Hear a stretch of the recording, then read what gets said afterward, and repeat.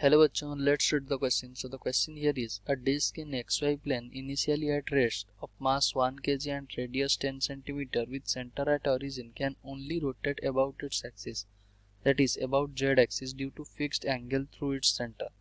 A force F equals to 3 I cap minus 4 J cap plus K cap Newton starts acting on it at the point 3 I cap plus 5 J cap centimeter.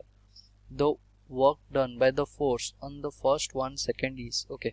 तो question में क्या पूछ रहा है, हमारे पास एक disc है तो जिसका मास और रेडियस दिया गया है और हमें एक पॉइंट के अबाउट फोर्स लगने लग गया ओके, और वो कुछ रोटेट कर रहा है जेड एक्सिस में, और कुछ पॉइंट के अबाउट फोर्स जब लगा तो कितना वर्क डन करेगा 1 सेकेंड में वो बताना है.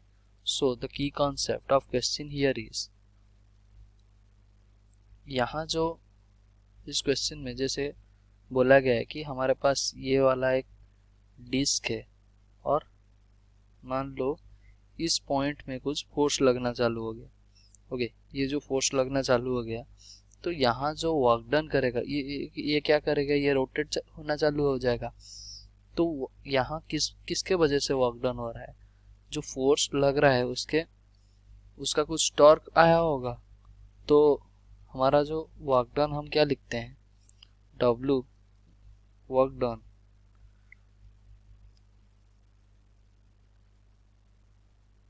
डन हम यहाँ किसके वजह से लिखेंगे, work done due to the rotation of the disc.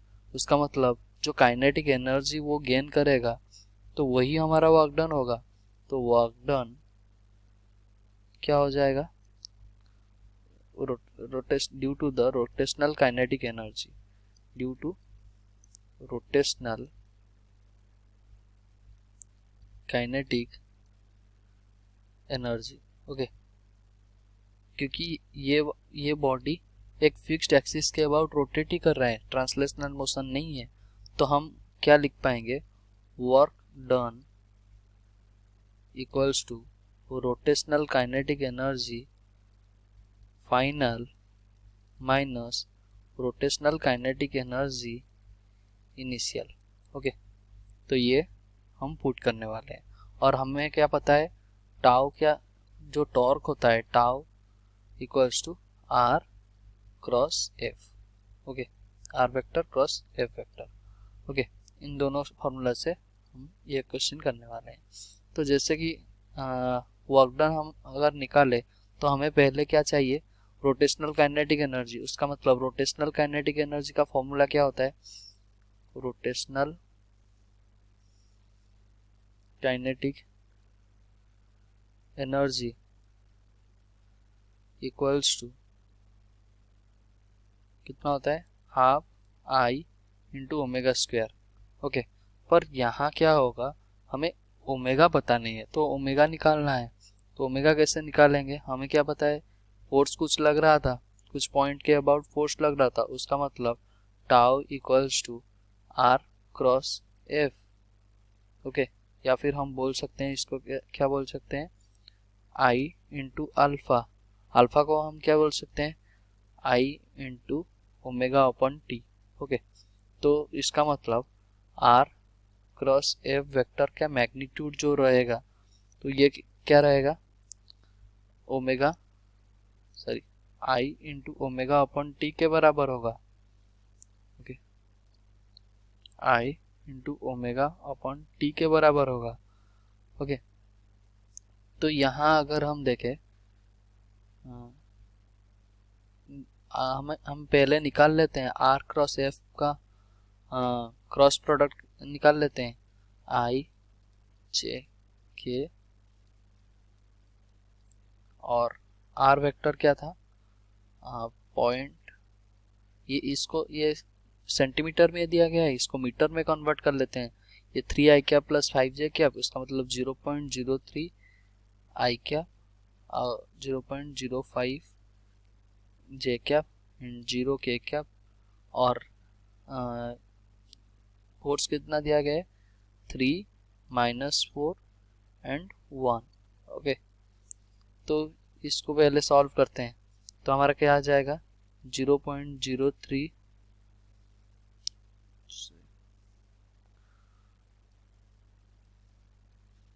तो इसमें क्या आ जाएगा 0.05 माइनस 0.05 आई कैप माइनस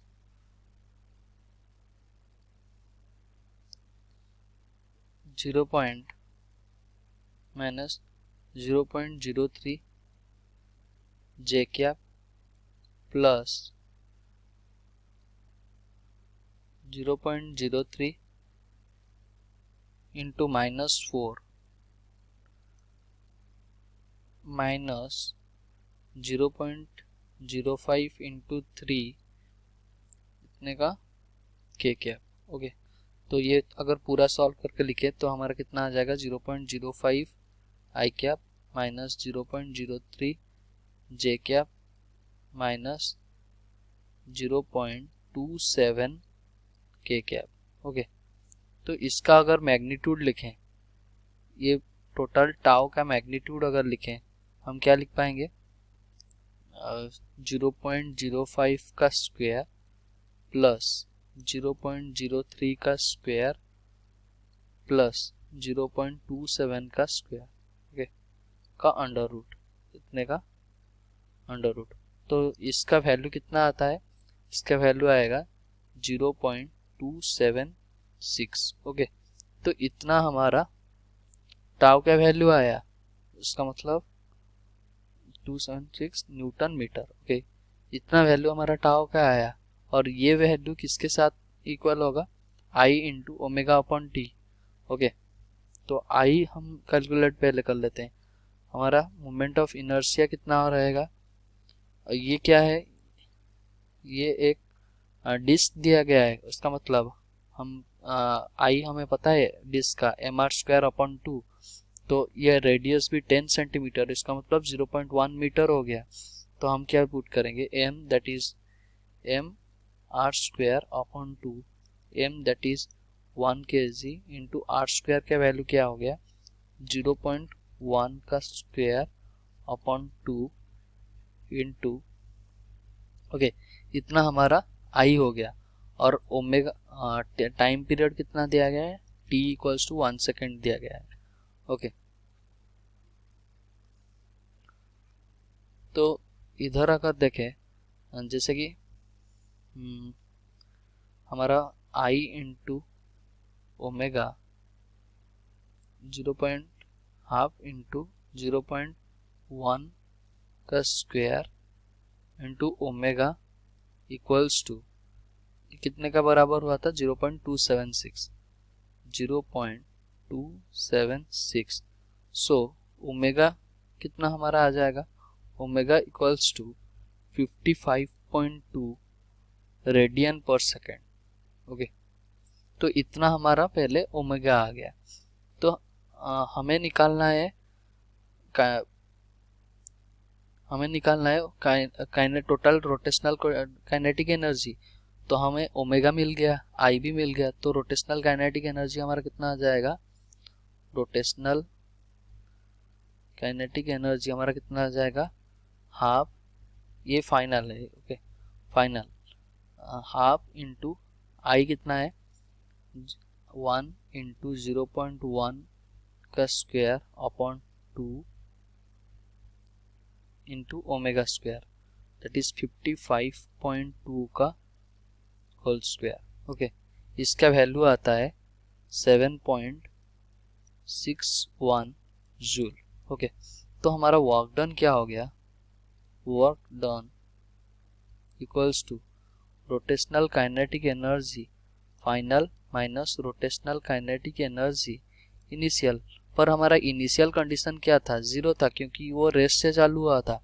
तो हमारा total work done is equals to rotational kinetic energy final that is 7.61 joule.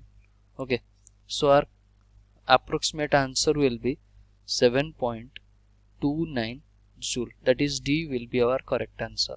Hope you understood well. Best of luck. Thank you.